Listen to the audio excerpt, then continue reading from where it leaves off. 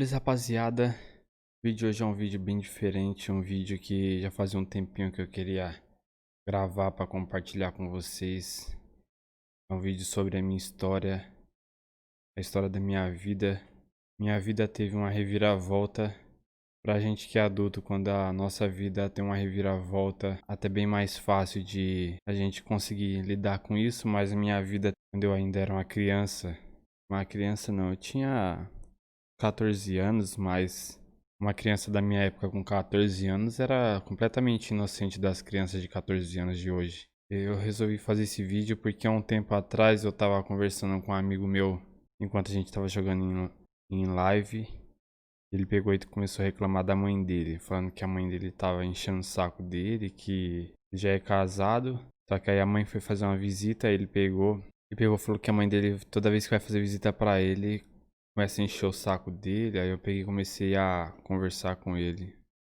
Comentei com ele e falei, dê valor à sua mãe enquanto ela ainda tá aí pra poder te encher seu saco, reclamar de alguma coisa. O pior é quando você não tem a sua mãe nem pra encher seu saco, pra reclamar de alguma coisa. Que para os filhos parece ser encheção de saco, mas eles não entendem o lado dos pais. Então, o que aconteceu comigo foi o seguinte: eu nasci no interior de São Paulo, numa cidadezinha chamada Serrana. Minha família é bem pobre. Meu pai não tinha condições financeiras de dar o que as outras crianças ganhavam dos pais. A gente tinha coisas bem simples, brinquedos eram bem simples. Aí meu pai trabalhava em uma fazenda próxima à cidade onde a gente nasceu. Onde eu nasci, aliás, que eu sou o filho mais velho homem. Aí a gente teve que se mudar pra essa fazenda. Meu pai era segurança, não sei como é que fala. Aí meu pai cuidava de um casarão dos donos dessa fazenda na parte da noite. E lá a gente teve uma vida normal. Aí nasceu meu irmão José, segundo filho homem. Aí acho que um ano e pouquinho depois nasceu o Thiago. Nós tínhamos uma vida normal como qualquer outra criança. Minhas irmãs, por parte de pai, foi morar com a gente. Quando cada uma foi casando e foi indo embora, chegou o momento que meu pai foi demitido desse trabalho que ele tinha lá como segurança e a gente voltou para a cidade. Na cidade a gente tinha a vida normal também, e era diferente porque na fazenda a gente tinha poucos amigos, na cidade a gente já começou a fazer mais amigos. Quando eu tinha aproximadamente 14 anos, antes dos 14, uns 13 anos mais ou menos, eu sempre fui uma criança arteira, que a mãe pedia pra parar de fazer bagunça e não queria saber de nada, mas é coisa de criança mesmo. Só que quando eu fui chegando próximo aos meus 14 anos, eu já tava obedecendo mais minha mãe. Meus irmãos estavam brincavam na rua e eu lá junto com eles. Quando minha mãe saía no portão pra chamar a gente pra entrar, eu ia atrás dos meus irmãos e trazia eles pra casa. E ela começou a ter muito orgulho de mim nessa época. Ela falou que eu tava me tornando um homem. E minha mãe, ela era daquelas pessoas que gostavam de, de ficar assistindo novela e dar risada, se divertindo. Eu ficava até meio sem entender como que ela achava tanta graça assim, que ela dava cada gargalhada. A gente sentava junto e ficava assistindo televisão juntos ali, passava aqueles comerciais das Casas Bahia, mostrando móveis de cozinha. Aí eu pegava e falava pra ela: quando eu crescer, mãe, eu vou comprar pra senhora tudo que a senhora quer ter numa cozinha. Eu vou montar uma cozinha só pra você, com as coisas que você quer. Porque o meu pai, ele era aquele homem mulherengo, traía minha mãe, não tava nem aí pra nada. Até o dia que, quando eu completei 14 anos, passou alguns meses, de madrugada eu escutei minha mãe reclamando de dor. Aí eu levantei. Quando eu fui chegar no quarto dela pra acender a luz, ela não deixou acender. Aí eu vi que ela não parava de reclamar de dor, isso aí já tava dando 6 horas da manhã. E avisei meu irmão, o José e o Thiago. Falei pra eles: nossa mãe tá passando mal. Vamos lá ver o que é. Nós fomos nós três na porta do quarto dela. pra acender a luz. Novamente ela não deixou acender. De jeito nenhum. Ela falou que não era pra acender.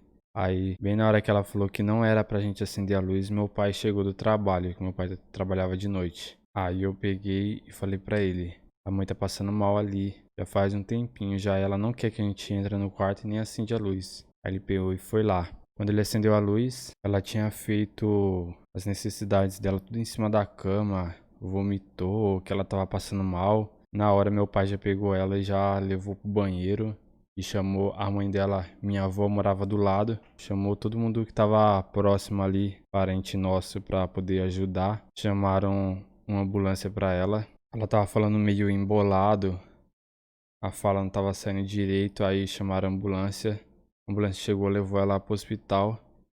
Chegou no hospital lá, ela teve, o médico pegou e disse pra gente que ela tava tendo um AVC. Aí ele falou que ela tinha que ser operada urgente, porque senão ela ia morrer.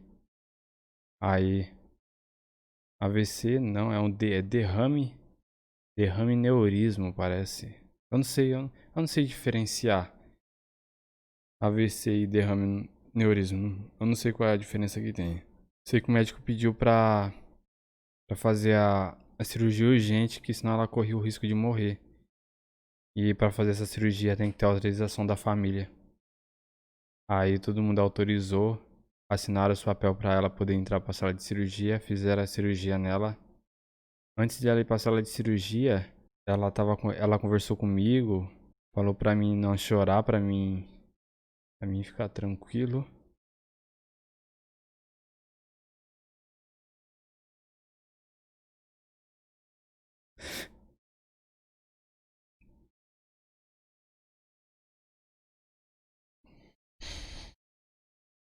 Aí nisso daí,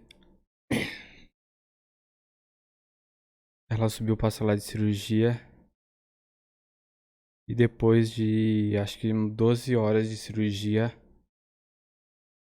o médico apareceu falando que a cirurgia tinha ocorrido tudo bem, que ia esperar ela acordar pra ver se tinha ficado alguma sequela, porque essa cirurgia eles tiram um pedaço do cérebro porque com o derrame parece que um lado do cérebro é afetado lá e esse lado tem que ser removido.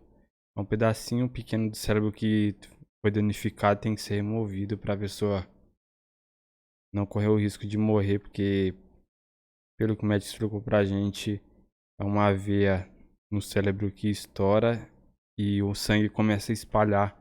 E aonde o sangue pega, esse lado do cérebro já tá danificado. Aí tem que remover para não espalhar pro cérebro todo. Aí a gente esperou ela acordar da cirurgia.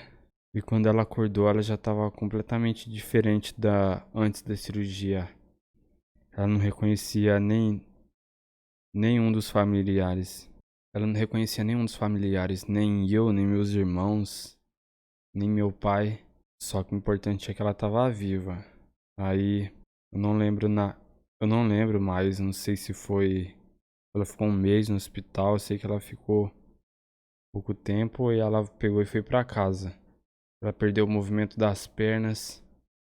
Ela não voltou direto pra minha casa, ela voltou, ela foi morar junto com a minha tia. A minha tia pegou e levou pra poder cuidar dela, porque como a gente era pequeno e meu pai trabalhava, ninguém tinha condição de poder cuidar dela durante o dia. Aí ela foi morar com a minha tia cuidou dela, cuida dela até hoje. Ela não tem os movimentos das pernas mais, ela é uma cadeirante e ela tem dificuldade também para reconhecer as pessoas que ela conhecia. Você tem que falar com ela, só que tipo a mente dela é como se fosse uma mente de um bebê, de uma criança. Ela só lembra na hora que você fala ali, mas depois que você for embora, ela esquece tudo que aconteceu. A mente dela não consegue mais gravar as coisas. Aí pra piorar a minha situação, que eu tinha uma vida normal como qualquer outra criança e teve essa reviravolta toda aí, meu pai pegou, assinou uma documentação para separar da minha mãe. E nisso aí ele conheceu uma outra mulher e praticamente ele pegou e abandonou eu e meus irmãos por causa dessa mulher. A gente morava numa casa própria, ele vendeu a casa justamente para poder gastar o dinheiro com essa mulher. A gente foi morar de aluguel. Aí ele abandonou a gente numa casa alugada e a gente nem sabia pra onde que ele tinha ido parar. A gente ficou mais de 2 semanas numa casa que venceu conta de água, conta de luz. 3 crianças numa casa que tinha que pagar água e luz. Aí os caras veio, cortaram a água, cortaram a luz e a gente não saía de casa pra nada. A gente teve que parar de estudar porque meu pai, ele não se importava mais em nem comprar material escolar pra gente. E a gente só ficava escondido dentro de casa porque a gente sabia que se alguém visse 3 crianças sozinhas numa casa, ia denunciar pro conselho tutelar. Se o conselho tutelar viesse até a gente sabia que a gente ia ser separado um do outro. Ia ver que meu pai não tinha condições nenhuma de criar 3 crianças. Condição financeira ele tinha, mas ele é o cara que não tá nem aí pra nada. Na verdade, meu pai tava. Essa vida toda que ele teve ao lado da minha mãe foi como se fosse uma máscara. Ele tava querendo se passar por um bom pai, mas na verdade não era bem assim. Hoje em dia eu tenho contato com ele, de vez em quando ele vem aqui na minha casa. Eu sou uma pessoa muito boa mesmo, todas as coisas que eu passei com ele, eu não cobro nada dele, nem lembro nada disso. Por isso que pra mim esse aí ia ser um vídeo bem difícil gravar, falando nessa situação. Minha mãe hoje, ela é cuidada ainda pela minha tia. Nessa pandemia não deu pra mim ir lá visitar minha mãe que ela tá no interior, eu tô aqui em São Paulo. Quando meu pai abandonou a gente lá na casa que eu falei que cortaram a água e luz, eu liguei para minhas irmãs daqui de São Paulo, contei o que estava acontecendo lá. Elas vieram e buscaram a gente, trouxeram a gente para São Paulo. Eu tenho irmãos aqui em São Paulo por parte de pai. Devido a tudo isso que eu e meus outros 2 irmãos acabamos passando, nem todos nós tivemos a mesma mentalidade.